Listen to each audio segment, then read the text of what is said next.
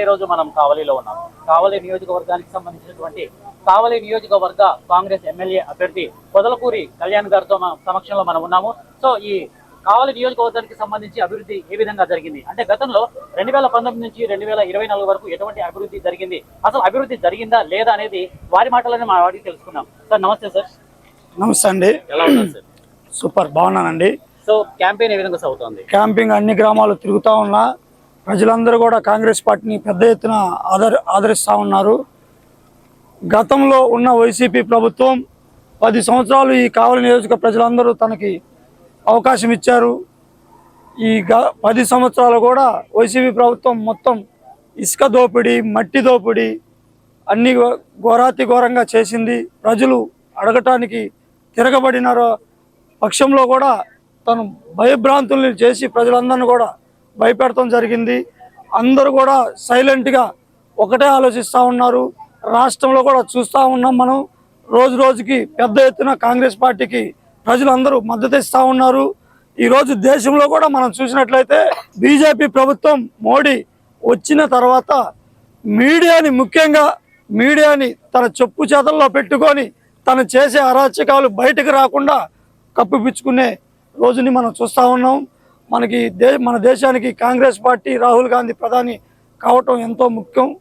అంత అత్యవసరంగా ఉన్నది. మనం ఉదాహరణ చూస్తే మణిపూర్లో ఆడబిడ్డలు ఏ విధంగా బట్టలు తీసి పాడు చేశారో ఆ వ్యవస్థనంతా కూడా మనం చూసాం. మోడీ ఒకటే చెప్తా ఉన్నాడు, ఈరోజు రామరాజ్యం రామరాజ్యం అంటా ఉన్నాడు, రాక్షస పాలన సాగిస్తూ ఉన్నాడు అని చెప్పి ప్రజలందరికీ కూడా అర్థమవుతా ఉంది. ఒక్కటే చెప్తా ఉన్నా మన హిందూ సోదరులందరూ కూడా, నేను హిందువునే, ముఖ్యంగా మన జయం ఏంటంటే రాహుల్ గాంధీని ప్రధానమంత్రిని చేసుకోవాలి. ఈ మోడీ పాలన పోవాలి. మోడీ మొత్తం ఒక ప్లాన్ చేశాడు. మోడీ ప్లాన్ మొత్తం కూడా హిందువుల మీద పెద్ద ఎత్తున ఒక ప్లాన్ పెట్టి హిందువులందరినీ మోసం చేస్తూ ఉన్నాడు. ఏం మోసం చేస్తూ ఉన్నాడు అంటే, హిందువులు కాంగ్రెస్ పార్టీ వస్తే ముస్లింల రాజ్యం అయిపోతుందని మత కల్లాలు సృష్టించి హిందువులను రెచ్చగొట్టి తన మత రాజకీయాలు చేస్తూ హిందువులు రెచ్చగొట్టి ఓట్ బ్యాంక్ కోసం అతను చేసే ప్రచారం ఇది సరికాదు. రామరాజ్యం అంటే ఏంటి? మన భారతదేశంలో హిందువులు, ముస్లింలు, మైనార్టీలు, బడుగు బలహీన వర్గాలు అందరూ కలిసి ఉండేటిదే రామరాజ్యం.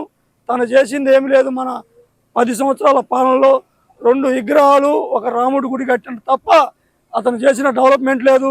హిందువులారా, మీ అందరికి ఒకటే చెప్పదలుచుకున్న, ఈరోజు మనందరినీ రెచ్చగొట్టి తన ఓట్ బ్యాంక్ మార్చుకోవటం కొరకు మనల్ని ముస్లిం మీద పెద్ద ఎత్తున మనల్ని ప్రోత్సహిస్తూ ఉన్నాడు.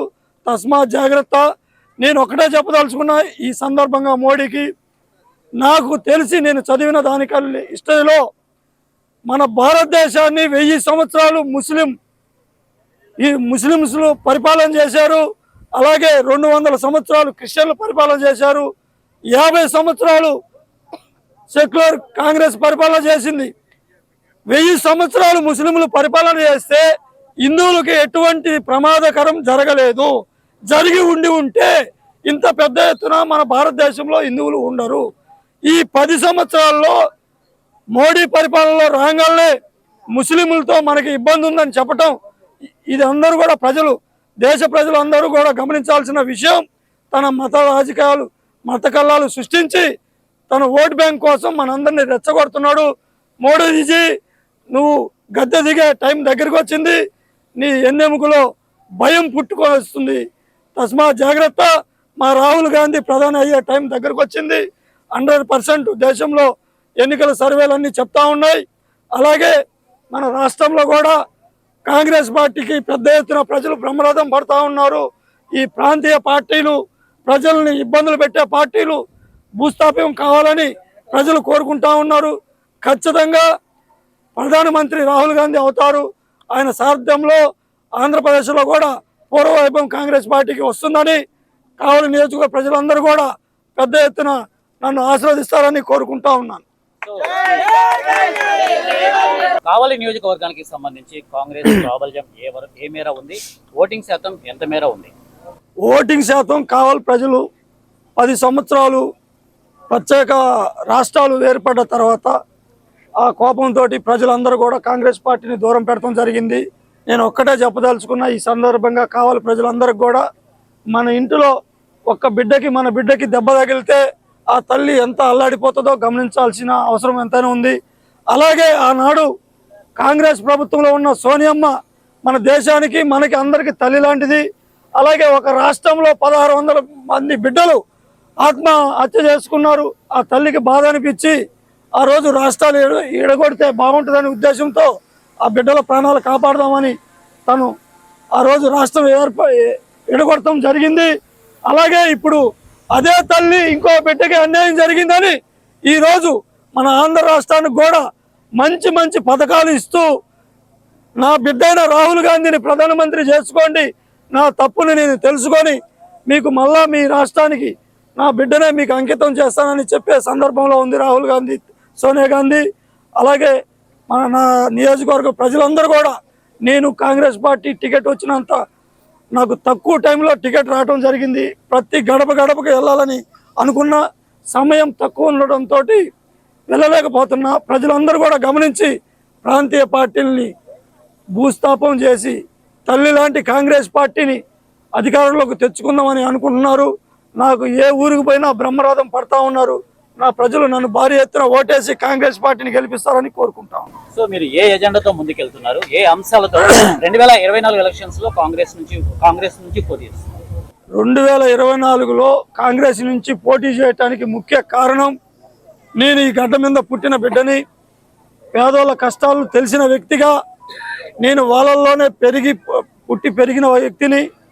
ఇప్పుడు ఉన్న ప్రాంతీయ పార్టీలకు సంబంధించిన ఎమ్మెల్యేలు కోట్లకు పడగెత్తిన వ్యక్తులు, వాళ్ళు ఓట్ల కోసం వచ్చి ప్రజల్ని మభ్యపెట్టి ఓట్లకు డబ్బులు ఇచ్చి ఓట్లు దండుకొని పోయి తర్వాత ఏసీ రూముల్లో ఉంటూ కోట్లు ఎలా సంపాదించుకోవాలని ప్లాన్లు వేసే వ్యక్తులు కనుక వాళ్ళని ఈసారి ప్రజలందరూ కూడా వదిలేయదలుచుకున్నారు. మన బిడ్డ వచ్చాడు, కళ్యాణ్ వచ్చాడు, ఖచ్చితంగా వృద్ధులకు 4000 పింఛన్ ఇస్తాడు, వికలాంగులకు 6000 పింఛన్ ఇస్తాడు. అలాగే చదువుకున్న బిడ్డలు కాలేజీ నుంచి బయటకు వచ్చిన తర్వాత కాంగ్రెస్ జాబ్ కోసం ఎదురు చూసే బిడ్డలకి కాంగ్రెస్ పార్టీ వాళ్ళకి జాబ్ ట్రైనింగ్ ఇచ్చి 1,00,000 రూపాయలు వేతనం ఇస్తుంది. అలాగే ప్రతి పేదంటి మహిళకు 8,033 రూపాయలు ప్రతి నెల ఇవ్వటానికి కాంగ్రెస్ పార్టీ గ్యారంటీగా పథకం పెట్టినది. కాబట్టి ఈ ఎజెండాతో ముందుకు పోతున్నా. ఇది కాక రైతు రుణమాఫీ 2 లక్షల రూపాయలు కేంద్రంలో రాహుల్ గాంధీ ప్రధానమంత్రి అయిన వెంటనే మన రాష్ట్రంలో రాకపోయినా సరే రైతులకు రుణమాఫీ ఇవ్వడానికి కాంగ్రెస్ పార్టీ నిర్ణయించింది. ఆ పథకాలు చెప్పుకుంటూ నేను ప్రజల్లోకి వెళ్తా ఉన్నా. నాకు పెద్ద ఎత్తున స్పందన వస్తూ ఉంది. అలాగే నా కావలి నియోజక ప్రజలందరికీ వాళ్ళ బిడ్డగా నేను నా చిన్నప్పటి నుంచి చూసా. ఒక ఆడబిడ్డ తండ్రి తన బిడ్డకి పెళ్లి చేయలేక ఎన్ని కష్టాలు పడ్డాడో నా కళ్ళతో ప్రజల్లో ఉండి నేను చూశాను. అందుకని ఆడబిడ్డల పెళ్లిళ్ళకి, ప్రతి ఆడబిడ్డ పెళ్లికి నేను 1,00,000 రూపాయలు నా సొంత నిధులతో నా పార్టీ నన్ను గెలిపించిన తర్వాత నా ప్రజలు, అలాగే మంగళసూత్రం ఇస్తానని మీడియా ముఖంగా ఈరోజు కోలదిన్ని గ్రామంలో నా ప్రజల ముందు మీ అందరికి కూడా, నా నియోజక ప్రజలందరికీ కూడా నేను మాటిస్తా ఉన్నా. ఈ ఎజెండాతో నేను ముందుకు సాగుతా ఉన్నా. ప్రజలు నన్ను విశ్వసించి పెద్ద ఎత్తున నాకు బ్రహ్మరథం పడతా ఉన్నారు. 13వ తారీఖు జరిగేపోయే సార్వత్రిక ఎన్నికల్లో ఘన విజయం ఇస్తారని నేను ఆశిస్తా ఉన్నా. త్రిముఖ పోటీ నెలకొని ఉన్న మీ నియోజకవర్గంలో మీ గెలిపే అవకాశాలు, అంటే కాంగ్రెస్ తరఫు నుంచి గెలిచే అవకాశాలు ఏ మేర ఉన్నాయంటారు? త్రిముఖం పోటీ ఉన్న ఈ తరుణంలో ముఖ్యంగా నా నియోజక ప్రజలందరూ కూడా ఒక్కటే గమనిస్తూ ఉన్నారు. వైసీపీ కానీ టీడీపీ కానీ అగ్ర కులాలకు చెందిన నేతలు కనుక వాళ్ళు ఓటులేస్తే పోయి ఏసీ రూమ్లో కూర్చుంటారు. మనం వాళ్ళ దగ్గరగా పోయి మనం అడగలేము, మనకి ఏమైనా అవసరమని ప్రజలు ఆలోచిస్తూ ఉన్నారు.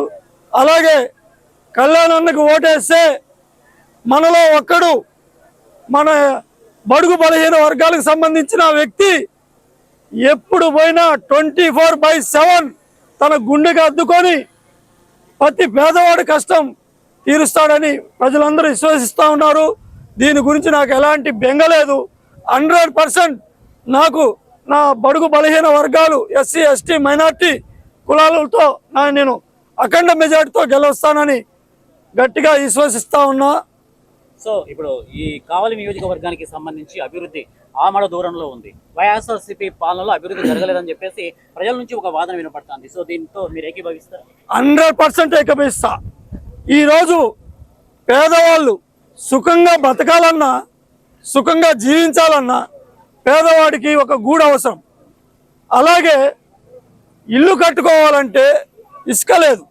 ఇంటి ఏదైనా మట్టి కూడా పెట్టుకుందామంటే మట్టి కూడా దొరకని పరిస్థితి.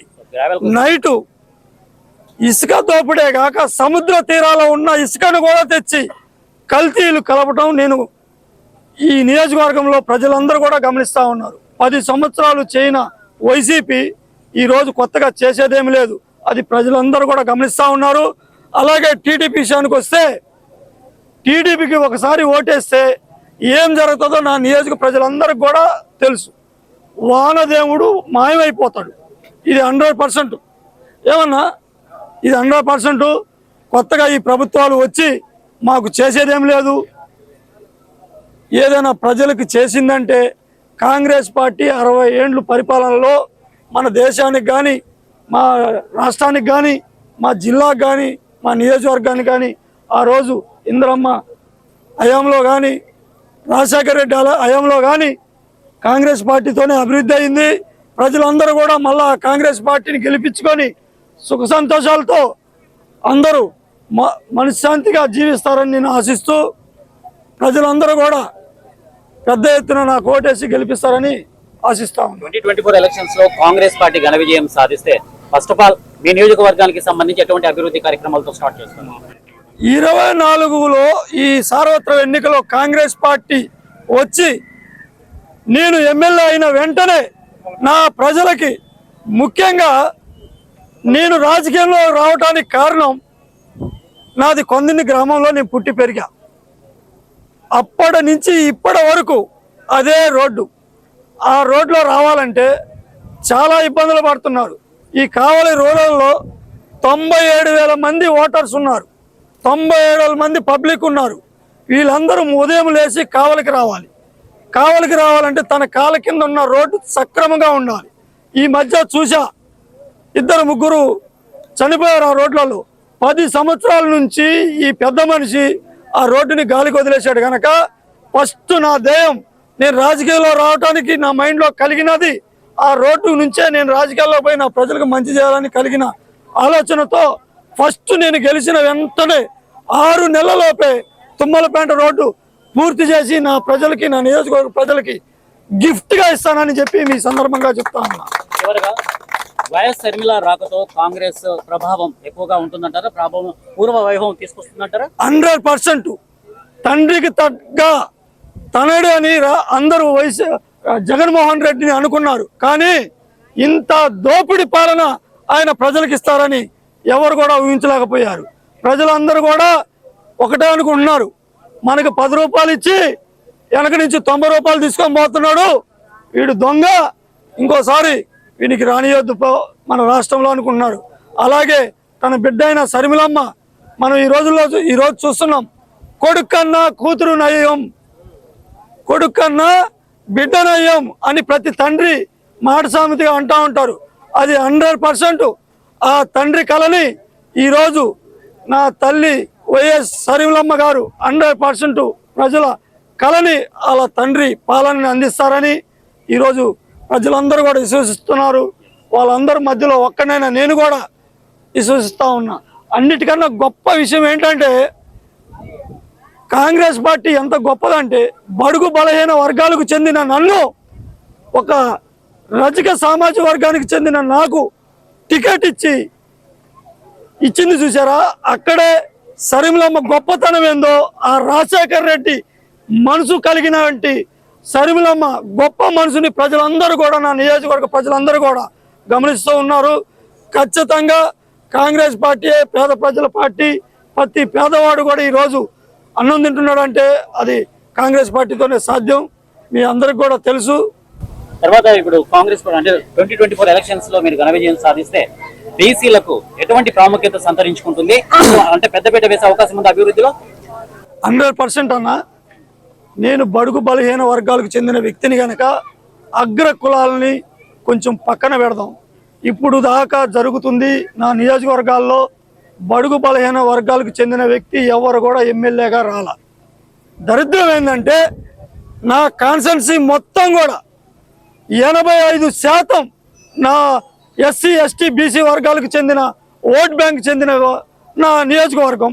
అలాంటిది ఎప్పుడు ఒక అగ్ర కులాలే పోటీ చేస్తూ అలాగే వాళ్ళే గెలుస్తూ ప్రజలందరినీ కూడా మా మోచేతికి కిందకు వచ్చి నీళ్లు తాగమనే పరిస్థితులు అన్నీ మా ప్రజలందరూ చూశారు. మా నియోజక ప్రజలందరూ బీసీగా ఒక బీసీ కులానికి చెందిన వ్యక్తిగా నేను అధికారంలోకి వచ్చిన వెంటనే నేను ఎమ్మెల్యేగా గెలిచిన వెంటనే ఒక ఎస్సీ ఎస్టీ బీసీ మైనార్టీ వర్గాలందరినీ కూడా నా తోబుట్లుగా చూసుకుంటూ అభివృద్ధిలో ముందుకు వాళ్ళ వెంట నేను సాగుతూ నా వెంట వాళ్ళని తీసుకెళ్ళి పెద్ద పీట వేస్తానని ఫస్ట్ మీకు మాటిస్తా ఉన్నా.